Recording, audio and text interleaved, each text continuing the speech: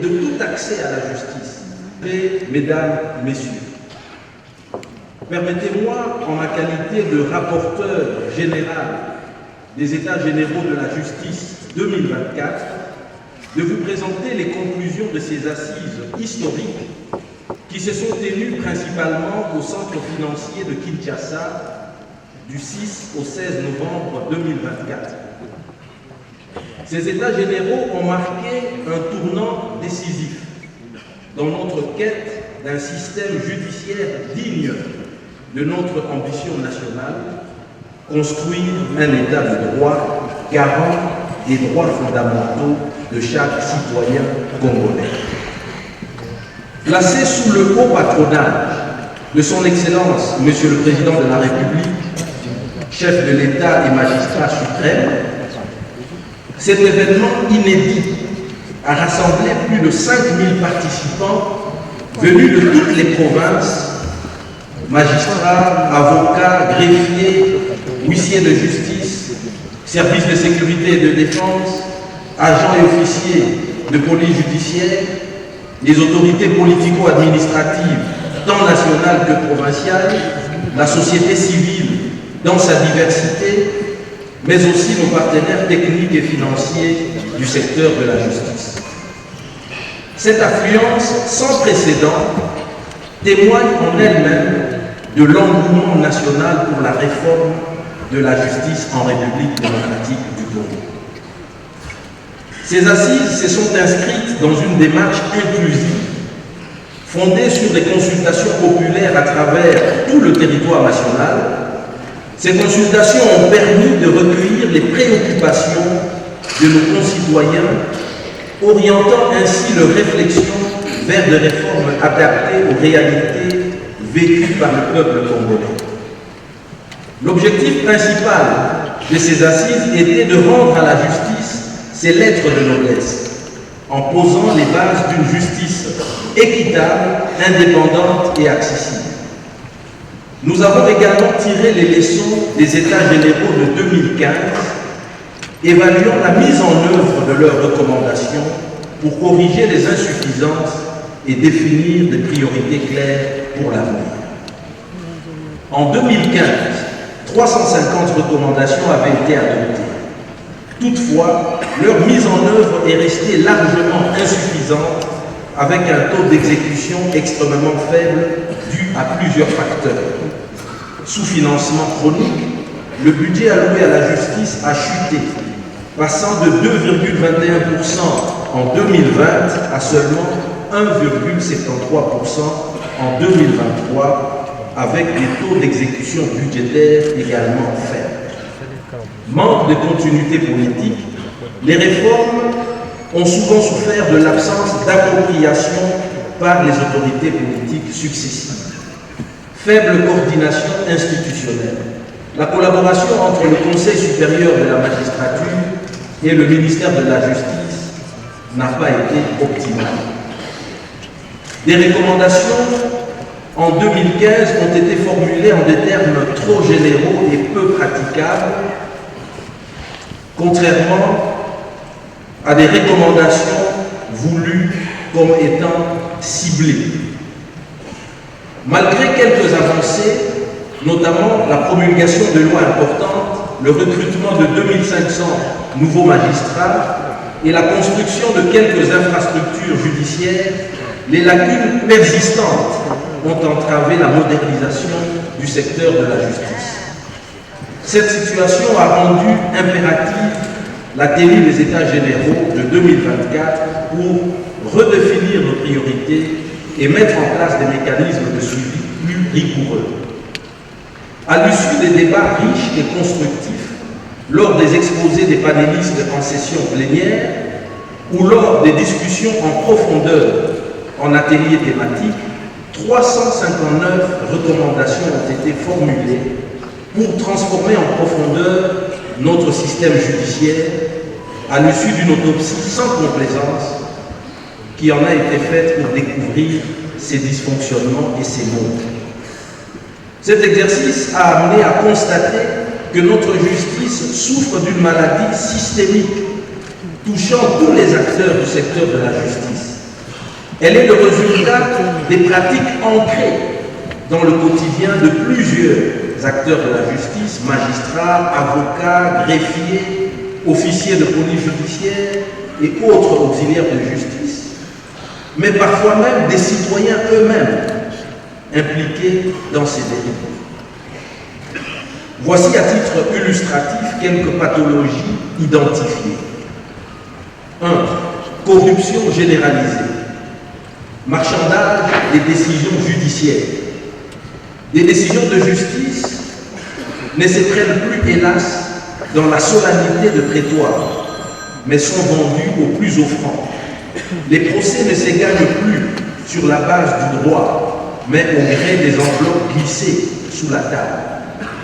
Certains magistrats abusent de leur pouvoir pour extorquer de l'argent aux justiciables, transformant leur fonction en une entreprise de prédation, jetant l'opprobre ainsi sur toute l'administration de la justice.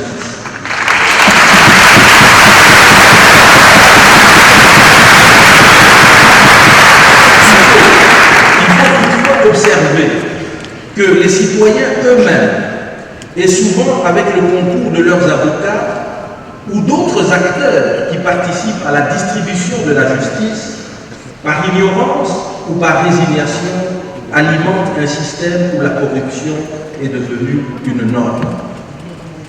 Impunité scandaleuse. Les crimes graves, notamment crimes économiques et financiers, restent sans sanction. Les élites corrompues et les criminels financiers, de même que les détourneurs des fonds publics destinés au bien-être de la population, continuent à prospérer en toute tranquillité, délaissant les victimes dans l'oubli.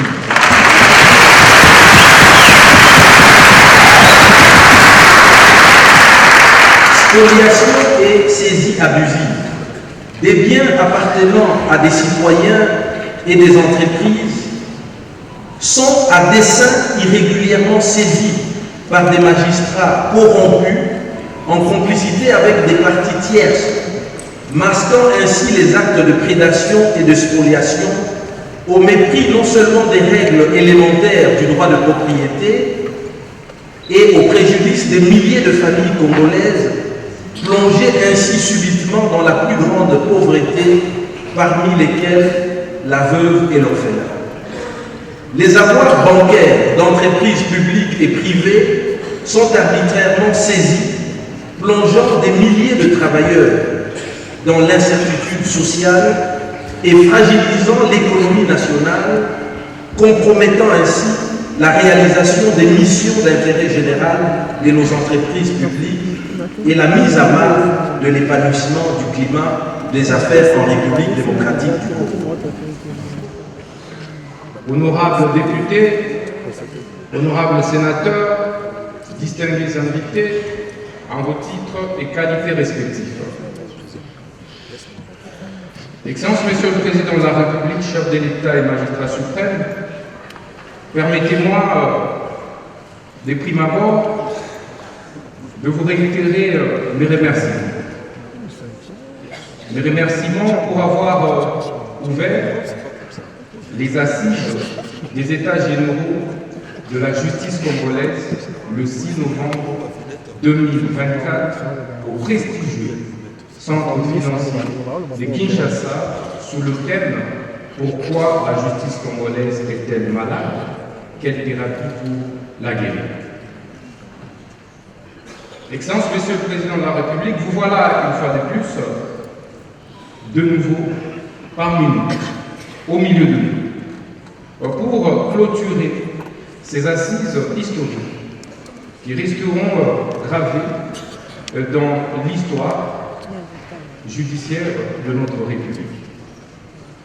Cela témoigne, Excellence Monsieur le Président de la République, de votre volonté à pouvoir redresser les secteurs de la justice qui vous paraît et paraît aux yeux de tous les Congolais comme un secteur essentiel, pilier majeur, comme la racine pivotante, comme la colonne vertébrale de notre République. Excellence, Monsieur le Président de la République, permettez-moi aussi de remercier tous les participants ici présents, que moi j'appelle et considère comme héros. Ils sont des héros, Excellence Monsieur le Président, pour avoir consenti d'énormes sacrifices. Ils ont travaillé pendant 10 jours, sans relâche, sans moyens, sans perdre, pour pouvoir repenser le système judiciaire congolais.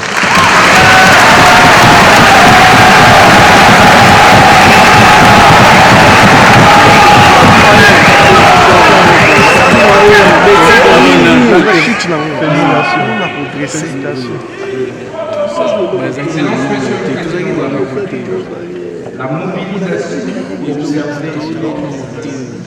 nous ont rappelé la conférence nationale souveraine des années 90, où des compatriotes se sont mobilisés en toute liberté, en toute indépendance, pour penser librement de ce qu'ils constataient dans la société, principalement dans la manière dont notre justice était jusqu'ici administrée. Mais en même temps, ils ont proposé des solutions sans complaisance pour pouvoir sortir notre justice de cette longue maladie dans laquelle elle a été plongée depuis les décennies. Excellence, Monsieur le Président de la République, chef de l'État et magistrat suprême, ces assises avaient pour objectif de faire les diagnostics sans complaisance afin de pouvoir dégager une thérapie de choc aux maux qui rongent notre justice. Et ces assises ont connu la participation de plus de 5000 participants venus de tous bords, de la magistrature, de l'avocature, des hussariats, des greffiers, des APJ, des IPJ, de la société civile.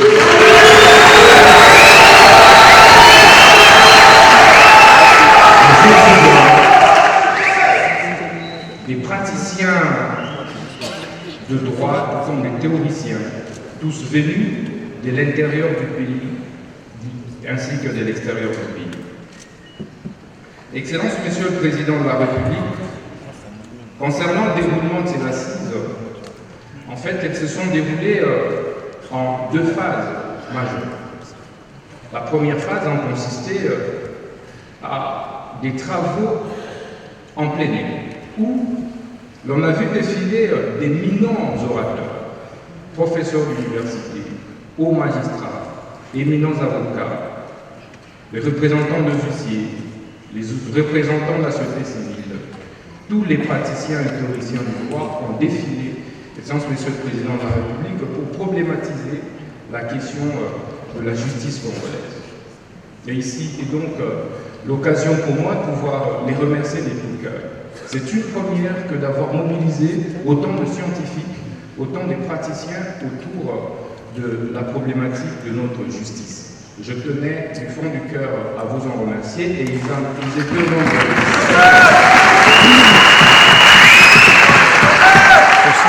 Concernant le diagnostic, Excellence Monsieur le Président de la République, mais avant de pouvoir les brosser, je voudrais vous rassurer que les travaux en atelier ont été suffisamment travaillés, suffisamment outillés et ont débouché sur des recommandations fortes qui confortent en réalité la question, la problématique de la justice telle qu'elle est administrée dans notre société.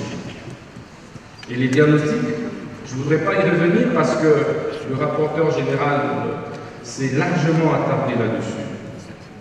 Pour les magistrats, la magistrature, c'est des jugements, décisions à arrêt unique, truffés de corruption, des mises en place teintées de clientélisme, des non-respect des délais des procédures, non-respect des délais des prononcés, absence des juridictions, des triplets, absence des absence des tribunaux de grande instance, des tribunaux de travail à l'intérieur du pays, prise en charge insuffisante des magistrats, mauvaises conditions de vie, mauvaises conditions de travail, mauvaises conditions de travail également pour les greffiers, les APJ, pour la plupart ils ne sont pas mécanisés, ils sont obligés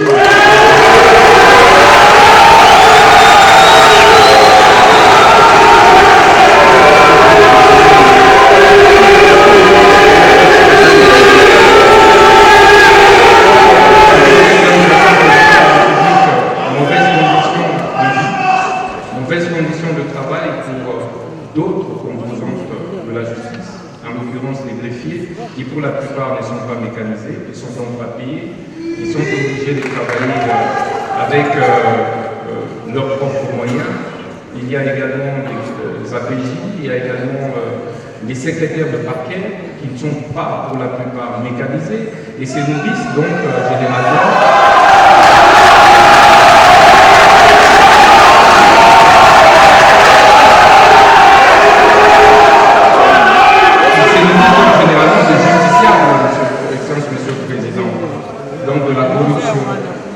ils recourent à des pratiques peu honorables, Excellence Monsieur le Président de la République, parce que leurs conditions de vie et de travail sont peu courantes. Excellence Monsieur le Président de la République, s'agissant de la thérapie de choc, parce que nous ne voudrions pas nous attarder dessus, il faut une thérapie de choc. Il faut regarder le mal avec sincérité et lui administrer la thérapie qu'il faut. Après avoir fait tous ces diagnostics, Excellence Monsieur le Président de la République, il nous faut impérativement des mesures fortes. Pour ce qui concerne les ressources humaines, le capital humain, nous proposons des mesures et des décisions fortes et drastiques. La révocation des magistrats et greffiers véreux.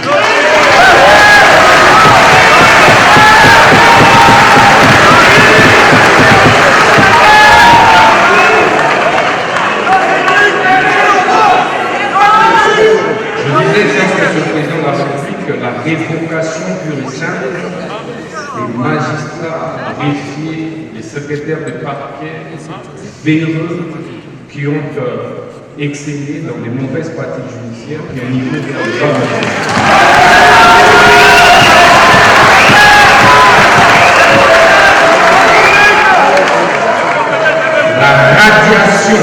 la radiation pure et simple des avocats, des huissiers, véreux qui participent également à la déstructuration de notre système judiciaire.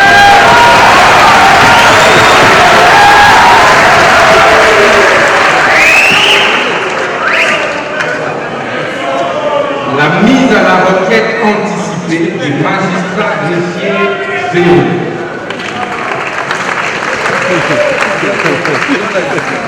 Excellence, Monsieur le Président de la République, nous ne pouvons pas exécuter toutes ces recommandations si les acteurs en présence ne se l'approprient pas. Il y a donc lieu, courageusement, de faire des nouvelles mises en place, générales.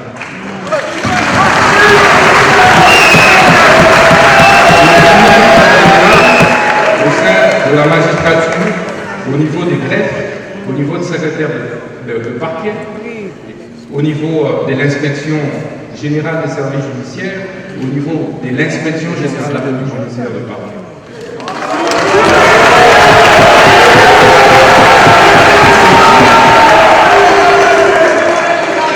Ces mises en place, contrairement à toutes celles que l'on a toujours observées, tiendront compte de la compétence, tiendront compte de la moralité, les valeurs, mais aussi sur les critères objectifs tels que requis dans les assises magistrats et d'autres textes.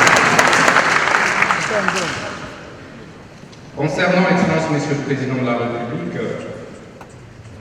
les textes, il faut une thérapie des chocs aussi à ce niveau-là. Je ne voudrais pas revenir sur la recommandation concernant le Conseil supérieur de la magistrature. La majorité de participants aux assises des États généraux ont opté clairement pour la suppression du CSM et la création du Conseil supérieur de la justice.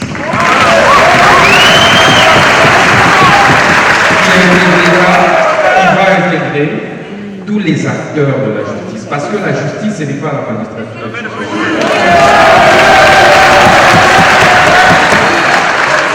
Les avocats, les greffiers, les huissiers, la société civile et même d'autres acteurs ont réclamé désormais de faire partie du Conseil supérieur de la justice.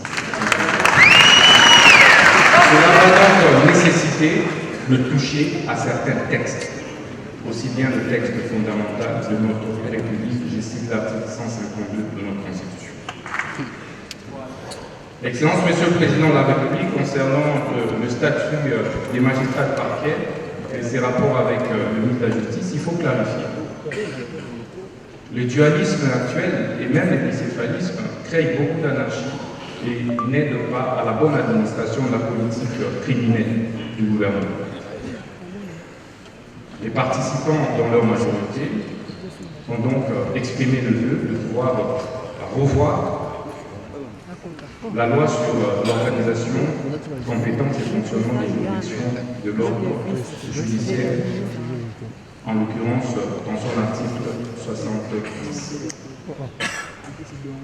Excellence, Monsieur le Président de la République, pour lutter contre la criminalité économique et financière, comme vous l'avez observé, tous les détourneurs de deniers publics, c'est la cour douce. Ils font même des déclarations sur les médias et les réseaux sociaux, comme s'ils en avaient le droit.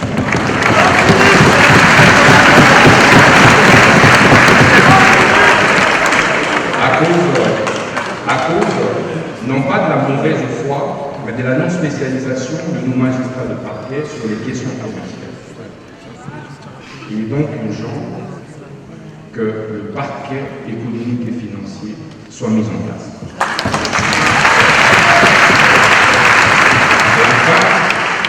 Et enfin, c'est de voir le texte qui crée et organise l'inspection générale des services judiciaires. Il est anormal que certains juges, certains magistrats d'un certain niveau ne fassent l'objet d'aucun contrôle de leurs actes. Parce que l'inspection générale actuelle se limite à ne contrôler que des juridictions inférieures. Alors que tout le monde devait être contrôlé, y compris moi, votre ministère.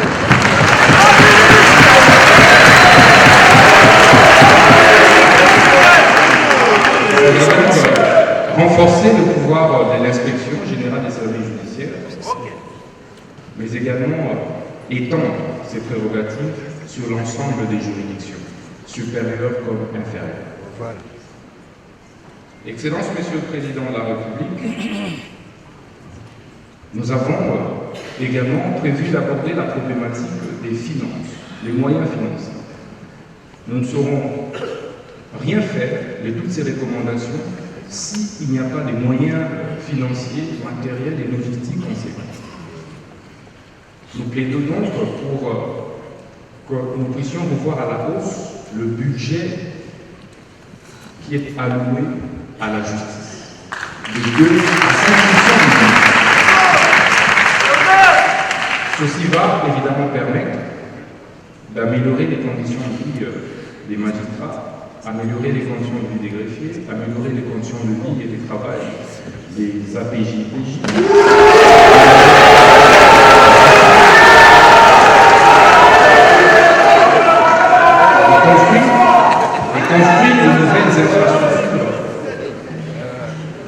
construire de nouvelles infrastructures, aussi bien pénitentiaires que juridictionnelles. Excellence, Monsieur le Président de la République, chef de l'État et magistrat suprême, ces assises sont inédite. C'est une première pour votre mandat et puis votre avènement à la tête de notre pays. Nous souhaitons donc qu'elle ne ressemble pas à celles qui ont été organisées en 2015. Oui, oui.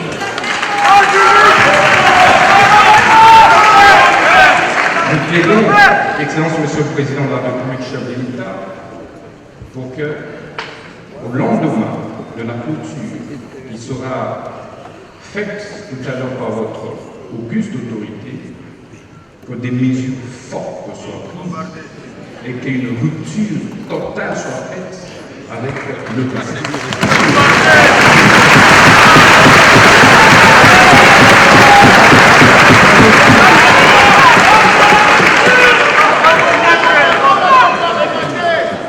Par ces mots, Excellence Monsieur le Président de la République, magistrat suprême, je vous remercie pour votre aimable attention.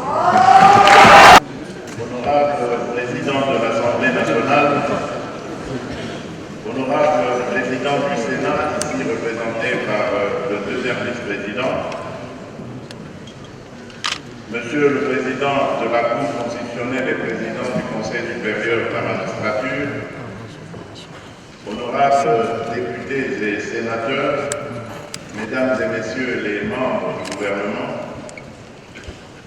Monsieur le Président du Conseil économique et social, Messieurs les membres des institutions d'appui à la démocratie, Mesdames et Messieurs les membres du corps diplomatique et représentants des organisations internationales accréditées en République démocratique du Congo, Monsieur le bâtonnier de l'Ordre national des avocats, Mesdames et Messieurs les représentants du système judiciaire en vos titres et qualités respectifs, distingués invités, Mesdames et Messieurs,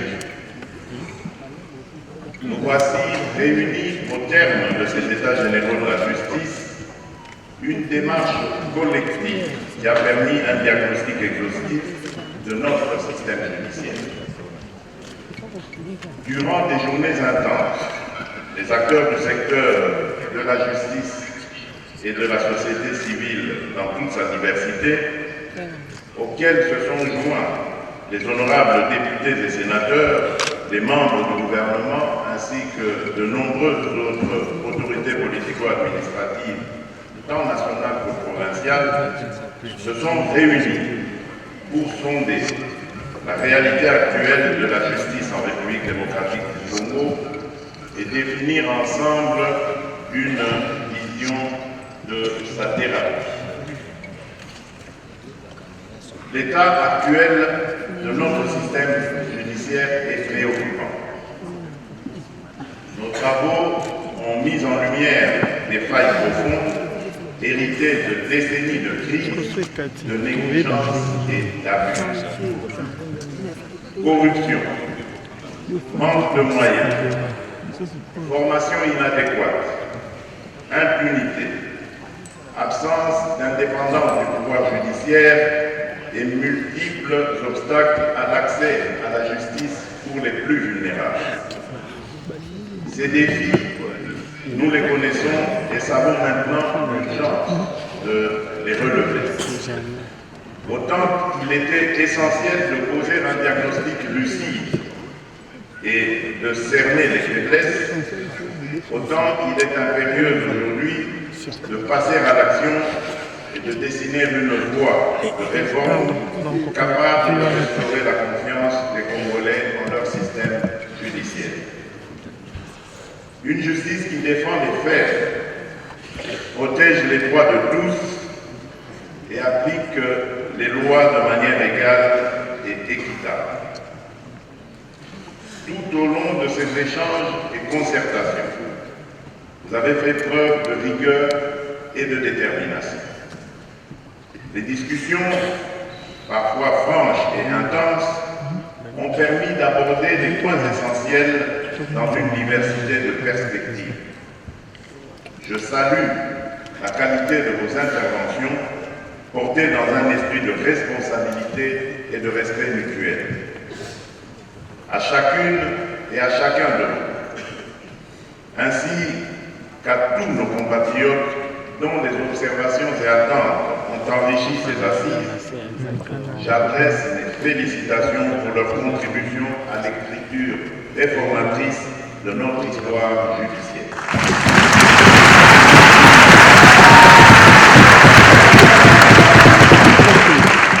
Mesdames et messieurs, distingués invités, vos échanges au cours des travaux des États généraux de la justice ont permis de dégager des solutions prometteuses.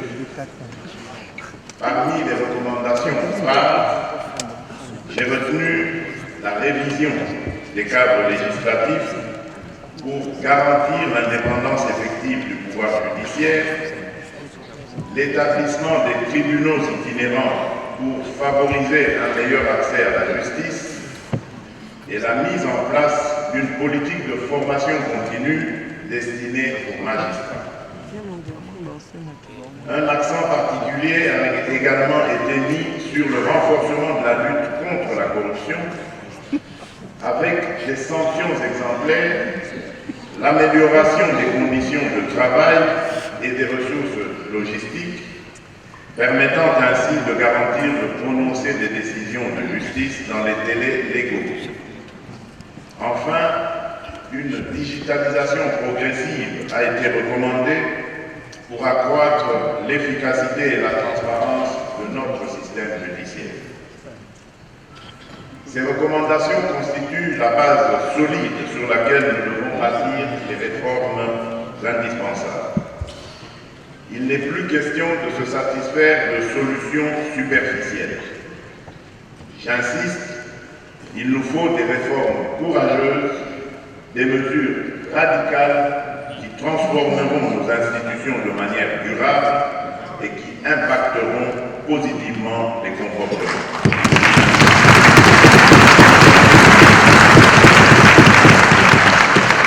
En tant que garant du bon fonctionnement des institutions et magistrat suprême, j'affirme mon engagement personnel à accompagner la mise en œuvre idoine des recommandations issues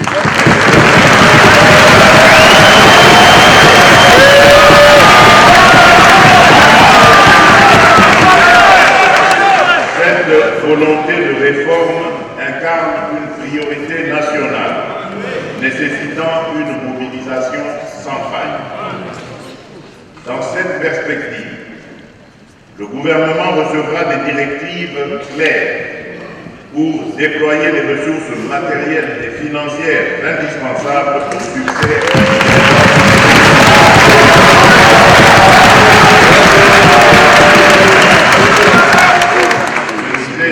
Dans cette perspective, le gouvernement recevra des directives claires pour déployer les ressources matérielles et financières indispensables au succès des réformes préconisées afin de garantir des résultats concrets et durables pour notre nation.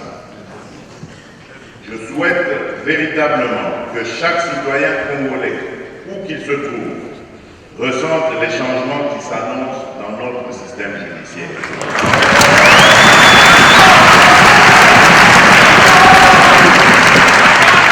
La justice est le socle de la stabilité de notre nation, le ciment de la paix sociale et le garant de notre unité nationale.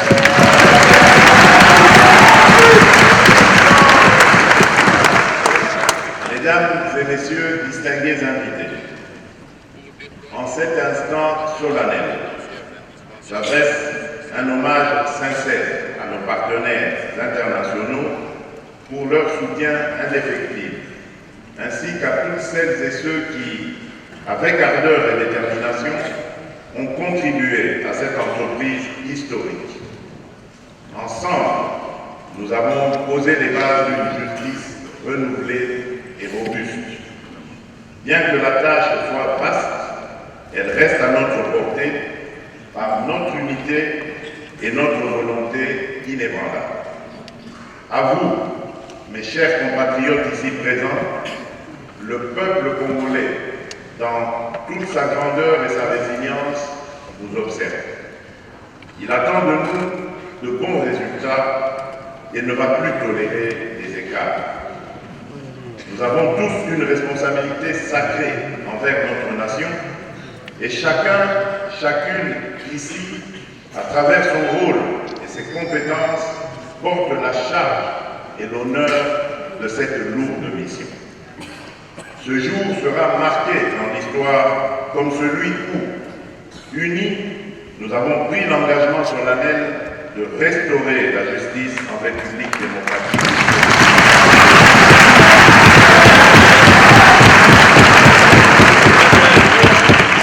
L'histoire jugera sévèrement quiconque trahira cet engagement.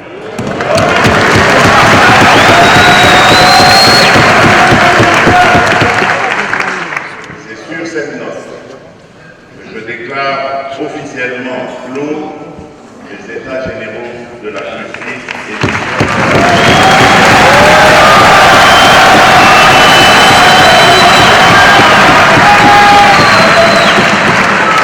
Vive la justice au service du peuple, vive la République démocratique du Congo, que Dieu bénisse notre pays.